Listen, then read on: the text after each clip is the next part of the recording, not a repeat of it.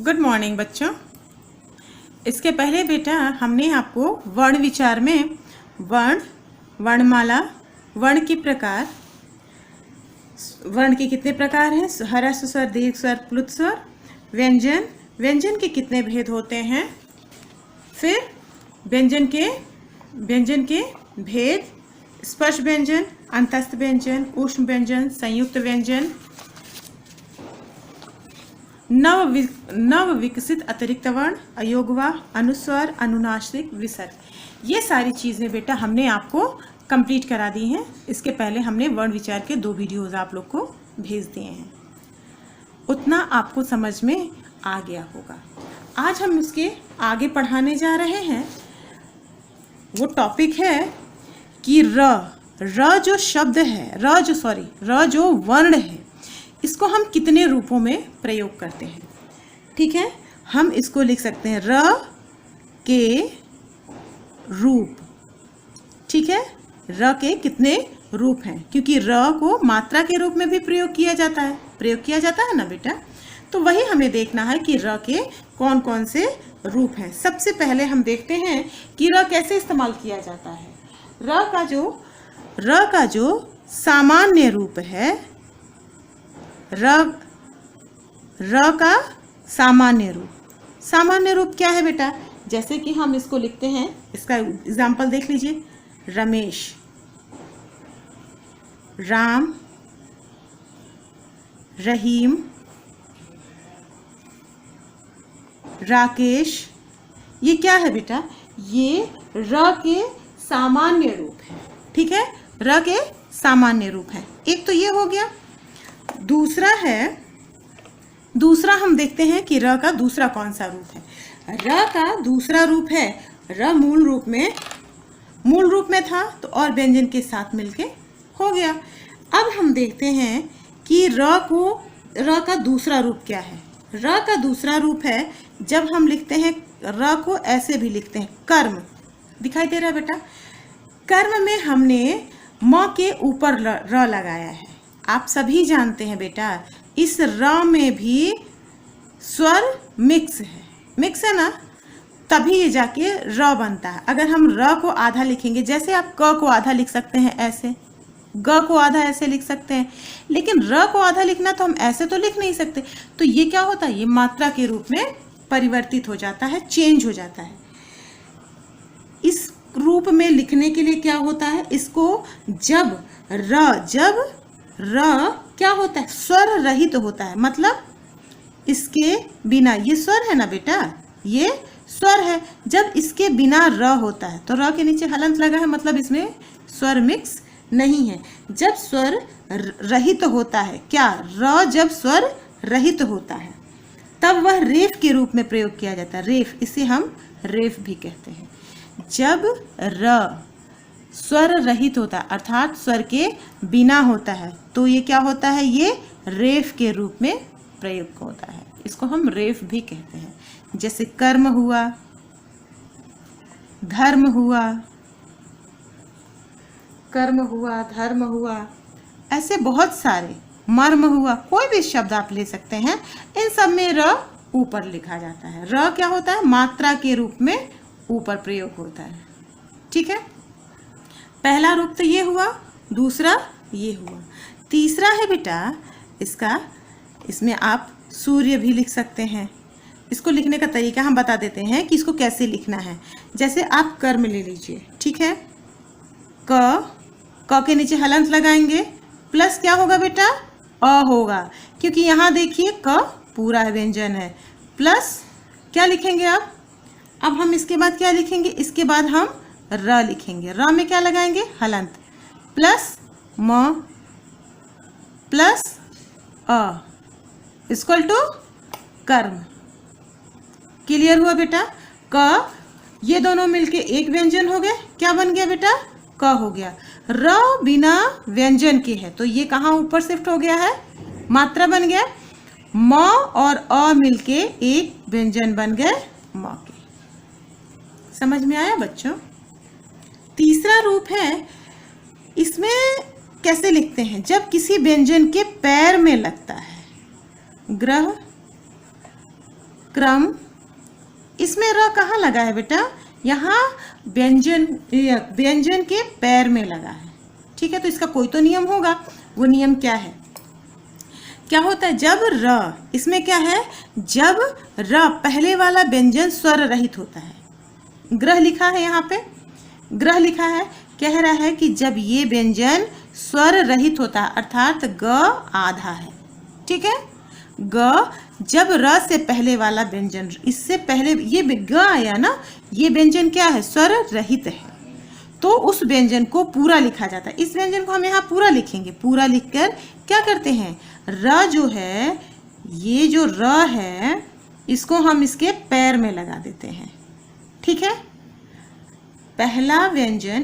तीसरा रूल क्या है बेटा? तीसरा रूल ये है कि जब हम ग पहला अक्षर क्या होता है? स्वर रहित होता है, तो र को, पूरे र को हम उसके पहले वाले व्यंजन के पैर में लगा देते हैं। ठीक है, जब र से पहले वाला व्यंजन स्वर रहित होता है तो उस व्यंजन को हम पूरा लिखते हैं और र कहाँ लगा देते हैं? ये कहाँ लगा देते हैं? इसके पैर में। आप इसको ग्रह कैसे लिखा है आप इसको ऐसे समझ लीजिए। ग के नीचे हम हलंत लगा देंगे, उसके बाद क्या कर देंगे? प्लस, आधा हो गया र को हम पूरा लिखेंगे, प्लस अ प्लस ह प्लस अ। ठीक है, इसको देख के आपके आप समझ में आ गया होगा कि इसमें स्वर स्वर मिक्स नहीं। क्लियर हुआ बेटा? तीसरा क्लियर हो गया। पहला था सामान्य रूप में लिखना, दूसरा रेफ के रूप में लिखना, और तीसरा जब पहला व्यंजन स्वर रहित होता है तो र को हम उसके पैर में लगा देते हैं। ठीक है, क्लियर? अब आता है चौथा, ट वर्ग। मैंने आपको बताया था 5 वर्ग बताया था, क वर्ग, च वर्ग, ट वर्ग, त वर्ग और प वर्ग। 5 वर्ग आपके थे ना बेटा? क, च, ट, त और प वर्ग, ये 5 वर्ग थे ना? 5 वर्ग में ये जो ट वर्ग आता है, क्योंकि ट वर्ग नीचे से गोलाकार होते हैं। ट वर्ग के व्यंजनों में र कैसे लगाया जाता है? हमेशा उसके नीचे लगाया जाता है। जैसे ट्रेन, ट वर्ग में र हमेशा उसके नीचे लगता है। जैसे ट प्लस र प्लस ए प्लस न प्लस अ, ट्रेन। ठीक है, ड्रम, तो क्या लिखेंगे हम? ड प्लस र प्लस अ प्लस म प्लस अ। ठीक है, इक्वल टू ड्रम। अब आप इसको ऐसे भी कह सकते हैं कि मैम इसमें भी तो व्यंजन नहीं लगा है, सॉरी स्वर नहीं लगा है, लेकिन बेटा क्योंकि ये सारे वर्ड यहाँ पे हम तो इसके पैर में नहीं लगा सकते, क्योंकि ये नीचे से सारे वर्ड ट वर्ग के सारे व्यंजन नीचे से गोल होते हैं, इसलिए ये उसके र हम क्या करते हैं? नीचे लगाते हैं। ठीक है, क्लियर हो गया बेटा? र के कितने हैं? 1 2 3 और 4। क्लियर हो गया? समझ में आ गया? अब हम आगे पढ़ते हैं। अगला टॉपिक है आपका आगत ध्वनियाँ। आगत ध्वनियाँ। आगत ध्वनियों का मतलब होता है वो ध्वनि जो हिंदी भाषा में आके रच बस गई है। बहुत सारी विदेशी भाषाओं के शब्द ऐसे हैं जो हमारे हिंदी भाषा में मिक्स हो गए हैं। ठीक है, तो ऐसे ही कुछ विदेशी भाषाओं में से आई ध्वनियों को, विदेशी भाषाओं से आई ध्वनियों को हम क्या कहते हैं? आगत ध्वनियाँ। जैसे होता है आ, हाँ, इसको आ नहीं बोलते बल्कि आ बोलते हैं। दूसरा ज आपने पढ़ा होगा, च छ ज, लेकिन यहाँ पे बिंदी लगी हुई तो इसको हम पढ़ते हैं ज। ठीक है, और तीसरा है फ। फ हम बोलते हैं जब प और फ पढ़ते हैं तब फ बोलते हैं, इसको फ बोलते हैं, फ। ठीक है, ये कौन सी ध्वनियां है बेटा? ये आगत ध्वनियां हैं। जैसे आप लिखते हैं ना बेटा डॉक्टर, यहाँ पे हम ये चांद बनाते हैं, बिंदी नहीं लगाते हैं, ध्यान रखिएगा बेटा, सिर्फ आ लगाते हैं। बिंदी यहाँ अंक की मात्रा नहीं लगाते, बिंदी नहीं लगती है। अंतर समझने की कोशिश करिएगा बेटा। ठीक है, जैसे ये हुआ आ, हम लिखते हैं जफर, जफर। ठीक है, बाजार, बाजार। क्लियर बेटा, समझ में आया? जफर, बाजार, ऐसे। ये कौन कौन सी ध्वनियां हैं? ये आगत ध्वनियां हैं। ठीक है, अगला व्यंजन पढ़ते हैं बेटा हम, उत्क्षिप्त व्यंजन। उत्क्षिप्त व्यंजन, जैसा कि आप सभी जानते हैं कि उत्क्षिप्त व्यंजन में जो ट वर्ग होता है, ट, ठ, ड, ढ, अण, ये कौन से वर्ग में आते हैं बेटा? मूर्धा। मैंने आपको जब ये पांचों वर्ग बताया था ना, क वर्ग, च वर्ग, ट वर्ग, त वर्ग, प वर्ग, तो उसमें मैंने बताया था कि ट वर्ग किस में आता है? मूर्धन्य, मूर्धा में आता है। तो ये जो दो वर्ण हैं ड और ढ, ये क्या होते हैं? ये दो क्या होते हैं? जो उत्क्षिप्त व्यंजन क्या बन जाते हैं? ड के नीचे और ढ के नीचे बिंदी लगा दिया तो इनके उच्चारण में परिवर्तन आ जाता है और इनका प्रयोग भी बदल जाता है। यहाँ ड और ढ किसी शब्द का प्रारंभ करते हैं, वहीं जब ये ड के नीचे बिंदु लग जाता है तो इसका उच्चारण बदल जाता है। इसका भी, इसको हम ड नहीं पढ़ेंगे बल्कि पढ़ेंगे अड़, अड़। ठीक है, इसमें नासिका का प्रयोग बिल्कुल नहीं होगा, अड़। इसको बोलेंगे अढ़ा, अढ़ा। जैसे हम इसको बोलते हैं ना पेड़, लड़ाई। ठीक है, ठीक है बेटा, इसमें हम कहीं भी अगर देखते हैं तो इन दोनों से किसी भी शब्द को स्टार्ट नहीं करते, बल्कि क्या करते हैं? ये सिर्फ बीच में आते हैं शब्द को पूरा करने के लिए। लेकिन ड और ढ इससे शब्द इस्तेमाल होते हैं। इससे बन सकता है डमरू, ठीक है, ढ से ढक्कन बन सकता है ना। लेकिन ये जो दो उत्क्षिप्त व्यंजन जिसको हम कहते हैं, इन दोनों से कोई भी शब्द स्टार्ट नहीं होता, बल्कि ये बीच में आकर लगते हैं। इसे क्या कहते हैं बेटा? उत्क्षिप्त व्यंजन। ठीक है बेटा, अब अगला टॉपिक है आपका संयुक्त व्यंजन। संयुक्त व्यंजन, संयुक्त व्यंजन। संयुक्त व्यंजन का मतलब होता है बेटा, एक व्यंजन तो आपने पढ़ा ही, जब दो व्यंजन मिक्स होते हैं तो उसे हम कहते हैं संयुक्त। जैसे बहुत सारे लोग जब कहते हैं ना संयुक्त परिवार, मतलब सभी चाचा, छोटे चाचा, बड़े पापा, सभी लोग जब एक साथ रहते हैं तो कहते हैं उसको संयुक्त परिवार ना बेटा। वैसे ही संयुक्त व्यंजन मतलब दो व्यंजन जब एक साथ मिलते हैं तो संयुक्त व्यंजन बनते हैं। ठीक है, जब दो या दो से अधिक स्वर रहित व्यंजन आपस में मिलते हैं। कौन से व्यंजन बेटा? ध्यान रखिएगा शब्दों को। जब दो या दो से अधिक स्वर रहित व्यंजन आपस में मिलकर एक नया व्यंजन बनाते हैं तो उसे हम क्या कहते हैं? संयुक्त व्यंजन। मैंने पहले भी आपको इसके बारे में बताया था, जब मैंने पढ़ाया था अयोगवा, उसके पहले जब स्वर व्यंजन संयुक्त व्यंजन बताया था तब मैंने बताया था कौन कौन से संयुक्त व्यंजन होते हैं। संयुक्त व्यंजन होते हैं श, त्र, ज्ञ और श्र। ये चार संयुक्त व्यंजन है। क्यों? क्योंकि ये एक अकेले व्यंजन से मिलके नहीं बने हैं कि एक जैसे क बना है, क प्लस अ इक्वल टू क। इसमें दो व्यंजन है और एक स्वर है। आप इसको ऐसे देख सकते हैं, क प्लस ख प्लस अ इक्वल टू छ। ठीक है, इसमें दो व्यंजन में मिले हैं। अगर हम यहाँ पे स्वर को हटा भी देते हैं तो ये दोनों मिलके छ बनाते हैं। ठीक है, क्योंकि हमने श में हलंत नहीं लगाया है।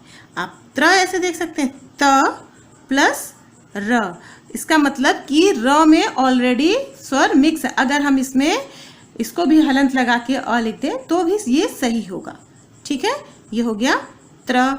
ज्ञ भी ऐसे ही, ज प्लस इय इक्वल टू ज्ञ, श प्लस र इक्वल टू श्र। संयुक्त व्यंजन क्या है? जब दो या दो से अधिक स्वर रहित व्यंजन, कैसे व्यंजन? स्वर रहित व्यंजन आपस में मिलकर एक नया व्यंजन बनाते हैं, उसे क्या कहते हैं बेटा? संयुक्त व्यंजन कहते हैं। ये कितने होते हैं? ये 4 होते हैं। क्लियर ना बेटा? अब अगला टॉपिक देखते हैं हम। अगला टॉपिक है द्वित व्यंजन। द्वित व्यंजन, द्वित व्यंजन, द्वित मीन्स डबल। इसका मतलब कि यहाँ दो व्यंजन इस्तेमाल हुए। ध्यान रखिएगा बेटा, यहाँ पे भी दो व्यंजन है लेकिन पहला व्यंजन स्वर रहित है। ठीक है, पहला व्यंजन ध्यान रखिएगा बेटा, इसमें पहला स्वर रहित है, दूसरा स्वर रहित नहीं है। द्वित व्यंजन का मतलब होता है जब एक स्वर रहित व्यंजन का समान स्वर रहित व्यंजन से मेल होता है। डिफिनेशन हम लिख दे रहे हैं ताकि कोई कंफ्यूजन आपको ना हो। जब लिख लीजिए आगे, जब एक स्वर रहित का मतलब होता है स्वर के बिना, स्वर रहित व्यंजन का समान स्वर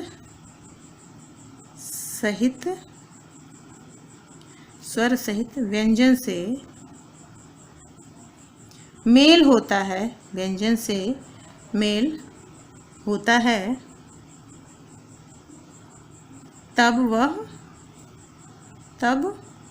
वह द्वित व्यंजन कहलाता है। द्वित व्यंजन कहलाता है।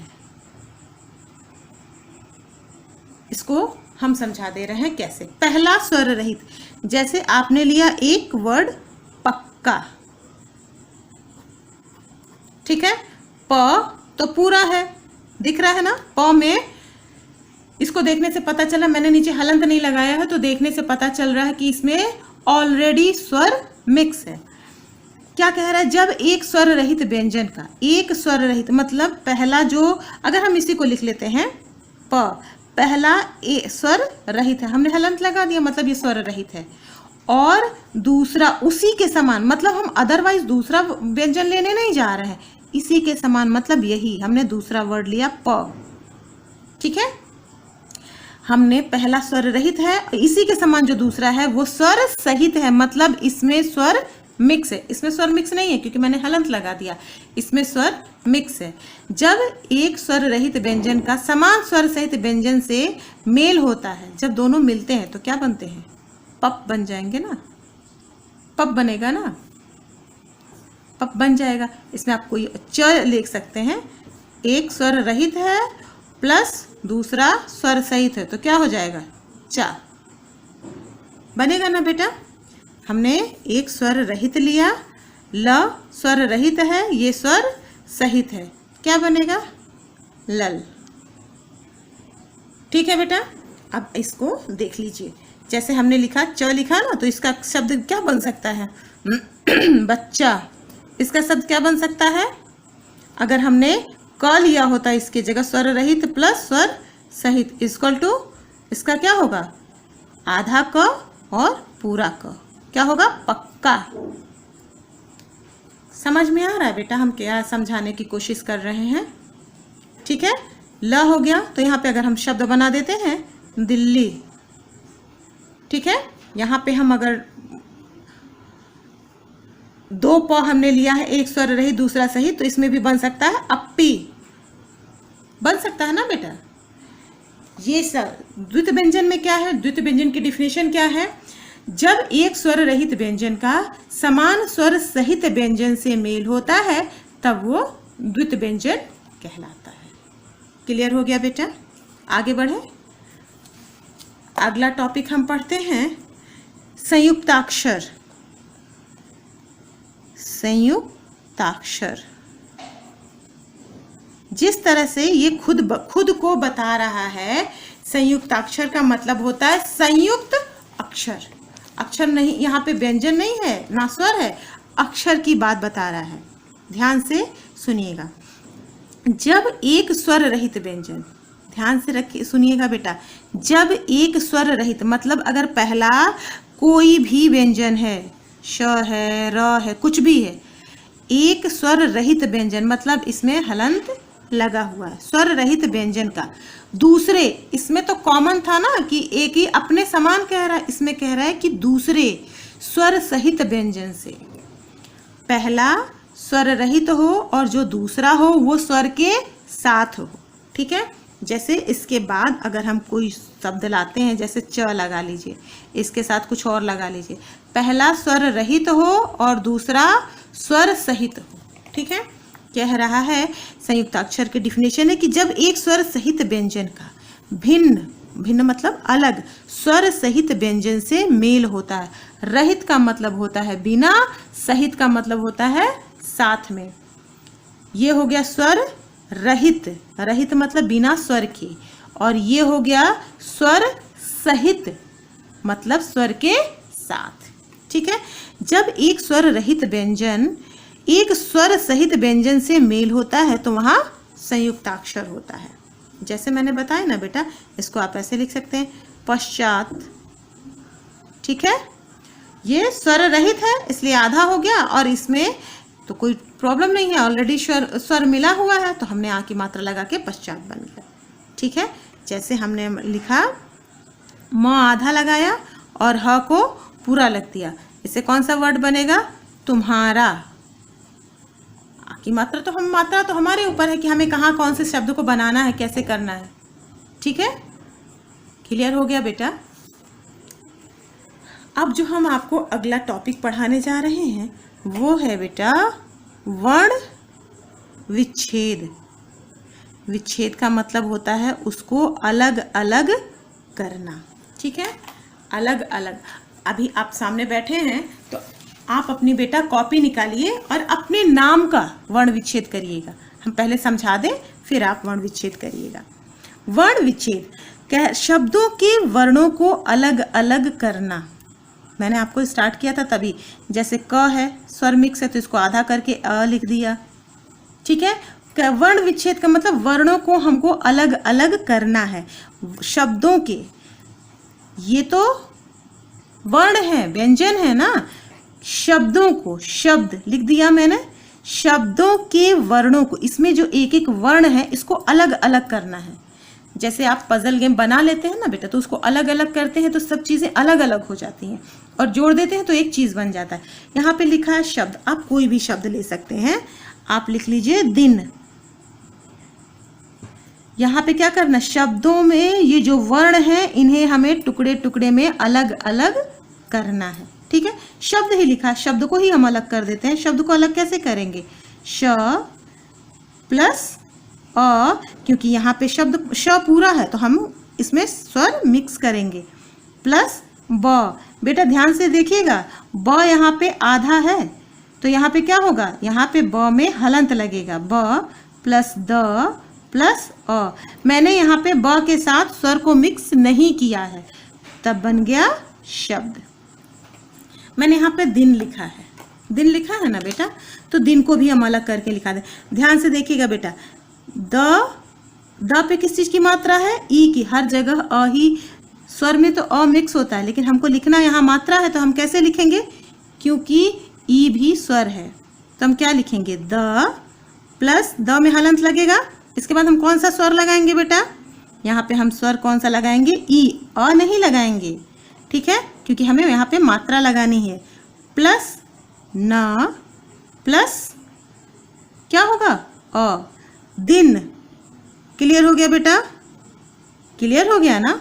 अगला वर्ड ले लीजिए, स्वर हम ले लेते हैं। स्वर, इसको कैसे अलग करेंगे? आसान है।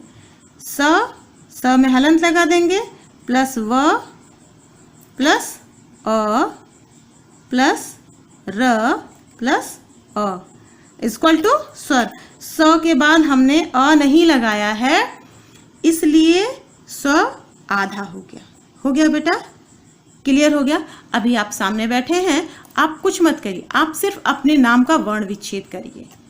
जब आप वर्ण विच्छेद की परिभाषा लिखेंगे ना बेटा, तो एग्जाम्पल में आप अपने नाम का ही वर्ण विच्छेद किए रहेंगे।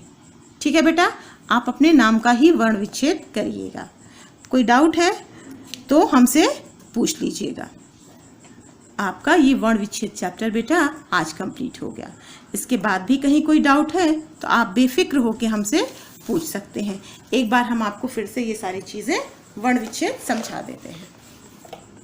सबसे पहले हमने आपको समझाया र के कितने रूप हैं। पहला सामान्य रूप, दूसरा रेफ के रूप में, तीसरा उसके पैर में पदेन में लग के, ठीक है, और यही ट वर्ग में भी लग के। सामान्य रूप रमेश, रहीम, रमजान, रजत, ठीक है। दूसरा रेफ के रूप में प्रयोग किया, कार्य, मुर्गा, गर्मी, धर्म, हर्ष, वर्ष। ठीक है बेटा, क्लियर हुआ। अगला है पदेन के रूप में। पदेन का मतलब मैंने अभी समझा दिया था। पदेन के रूप में र का प्रयोग स्वर रहित व्यंजनों के बाद र का प्रयोग होता है। किसके बाद?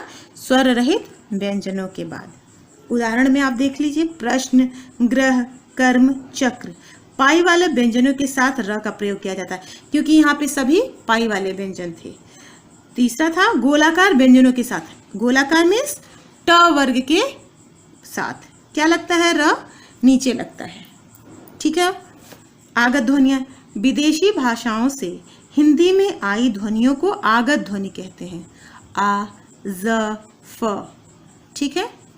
क्षिप्त व्यंजन ढ और ढ है, जैसे लड़का, ढ और ढ को उच्छिप्त व्यंजन कहते हैं। ठीक है, मैंने इसके साथ बताया ना बेटा कि इनके साथ किसी शब्द की शुरुआत नहीं होती, लेकिन ये मीडिएटर का काम अर्थात उस शब्द को पूरा करने के काम आते हैं। ठीक है। नेक्स्ट है संयुक्त व्यंजन। जब दो या दो से अधिक स्वर रहित व्यंजन आपस में मिलकर एक नया व्यंजन बनाते हैं तो वे संयुक्त व्यंजन कहलाते हैं। ठीक है। जब दो या दो से अधिक स्वर रहित व्यंजन आपस में मिलकर एक नया व्यंजन बनाते हैं तो वे संयुक्त व्यंजन कहलाते हैं। ये कौन कितने होते हैं बेटा? ये 4 होते हैं, श, त्र, ज्ञ और श्र। ठीक है। इसके बाद हमने आपको पढ़ाया द्वित व्यंजन। द्वित व्यंजन, जब एक स्वर रहित व्यंजन का समान स्वर सहित व्यंजन से मेल होता है तब वह द्वित व्यंजन कहलाता है। बच्चा, पक्का, चम्मच इत्यादि। पहला स्वर रहित है और दूसरा स्वर सहित है। स्वर रहित और समान स्वर सहित और स्वर रहित व्यंजन को क्या कहते हैं बेटा? द्वित व्यंजन। क्लियर। संयुक्ताक्षर, जब एक स्वर रहित व्यंजन का भिन्न स्वर सहित व्यंजन, इसमें समान थे, एक स्वर रहित था दूसरा स्वर सहित था। दूसरे में क्या है? संयुक्ताक्षर में पहला स्वर रहित व्यंजन है और दूसरा स्वर के साथ है, लेकिन दूसरा अलग है। समान स्वर नहीं, समान व्यंजन नहीं है बल्कि असमान व्यंजन है। ठीक है, उसे संयुक्ताक्षर कहते हैं। जब एक स्वर रहित व्यंजन का भिन्न स्वर सहित व्यंजन से मेल होता है तब वह संयुक्ताक्षर कहलाता है। पश्चात, त्योहार, तुम्हारा इत्यादि। वर्ण विच्छेद, शब्द के वर्णों को अलग अलग करना वर्ण विच्छेद कहलाता है। क्लियर हो गया बेटा? मैंने आपको ये सब, आपको र से लेके ये सब मैंने आपको पूरा समझा दिया। वर्ण विच्छेद कैसे करना है आपको हमने बता दिया। अगर आप में से किसी बच्चे का नाम क्या कह सकते हैं? माला है, माला, तो आप सोच रहे होंगे कि हम इसको कैसे करेंगे। ठीक है, ये तो आसान है। म प्लस आ प्लस ल प्लस आ इक्वल टू माला। आप अपने नाम का वर्ण विच्छेद खुद करेंगे। ठीक है ना बेटा। इसके बाद अगर आपको कहीं कोई डाउट है तो आप हमसे निसंकोच पूछ लीजिएगा। ठीक है बेटा, आप जब चाहें आप हमसे पूछ सकते हैं। हम आपके किसी भी डाउट को क्लियर करने के लिए हर समय आपके साथ हैं। ये इसके साथ हम आपको पीडीएफ भी भेज देंगे।